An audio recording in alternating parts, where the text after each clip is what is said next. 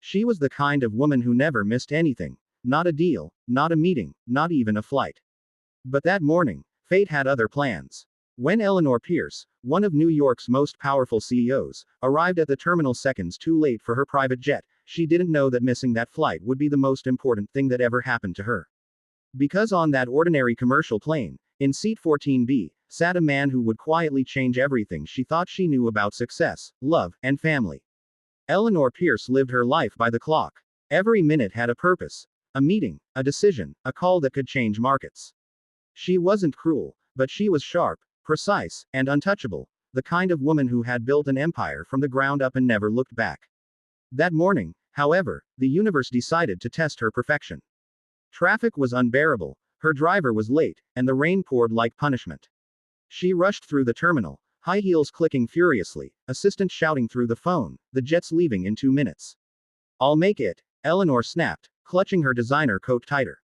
But she didn't. She arrived just in time to watch her sleek white jet roll down the runway, without her. Her heart sank, then hardened. Get me another plane, now. Ma'am, the next private slot is 3 hours out, the clerk replied politely. But there's a commercial flight leaving for Chicago in 10 minutes.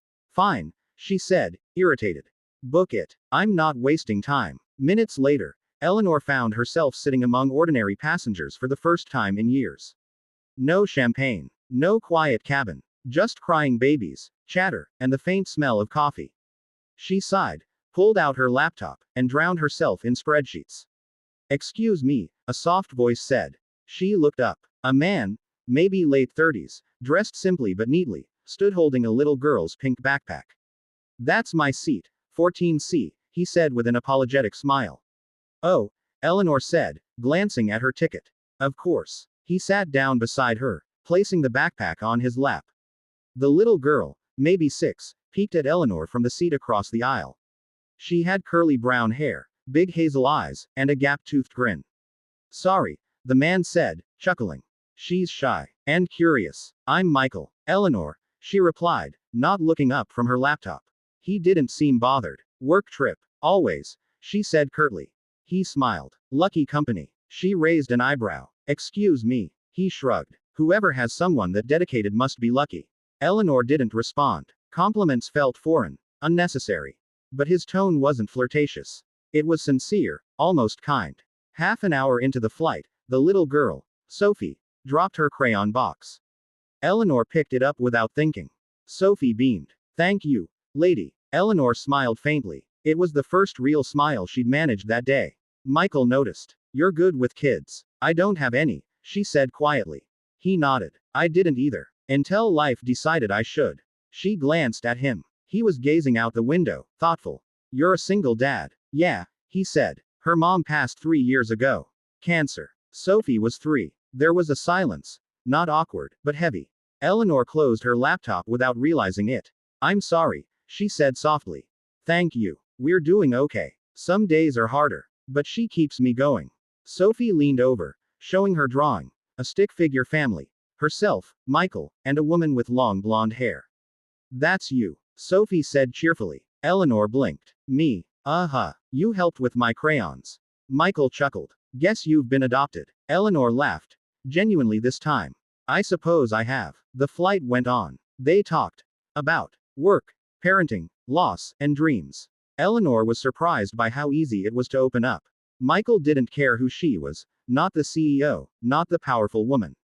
Just Eleanor. By the time the plane landed, she wasn't thinking about her missed jet anymore. They exchanged polite goodbyes at the gate. Michael gave her a warm handshake, Sophie gave her a crayon drawing, 3 people holding hands under a rainbow. For you, Sophie said. So you won't be lonely on the plane next time. Eleanor folded it carefully and slipped it into her planner. She thought that was the end of it. But fate wasn't done. 2 weeks later, she was hosting a major investor dinner in Chicago. The restaurant was exclusive, the air tense with expectation. Her assistant whispered, the charity partner's director just arrived, Michael Carter, from Hope Horizons Foundation. Eleanor froze. When Michael walked in, same kind eyes, same calm smile, her heart skipped. He was there not as a father, but as a leader of a small foundation that helped single parents rebuild their lives after tragedy. He looked surprised too, but composed. Eleanor Pierce. I didn't realize we'd meet again like this. Neither did she. As he presented his foundation's work, something in her shifted. For the first time, she listened, not as a businesswoman calculating profit margins, but as a human being seeing purpose beyond wealth. His words struck something deep. Greater than, people don't just need money. They need a hand that reminds them they're not forgotten. The room was silent when he finished. Investors nodded, impressed. But Eleanor was moved. She stayed behind after everyone left. You're good at this, she said. Better than most CEOs I know. He smiled. That's generous, coming from one. They talked again. About his struggles keeping the foundation afloat, about Sophie, about what mattered beyond numbers. And for the first time in years, Eleanor didn't feel tired. She offered a donation the next morning. Not as a tax write-off, but from her heart. And she didn't stop there. Over months, she joined his cause, using her resources to expand Hope Horizons into something bigger than either had imagined. She started visiting families, meeting people who'd lost everything and still found reasons to smile. It humbled her, changed her. Michael became a part of her life quietly, not through romance at first, but through meaning. They worked side by side, building, growing, learning. One evening, as the sun set over Chicago, Sophie ran up to her with a drawing, this time of 4 figures under the rainbow. That's you, Daddy, me, and Mommy watching from the sky. Eleanor's eyes filled with tears. Michael's did too. Sometimes, life doesn't give you what you planned. It gives you what you needed all along. Eleanor had missed her private jet, but found something far greater. She found a reason to land.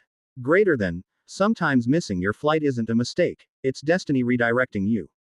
Because the best journeys aren't taken in the sky, but in the heart.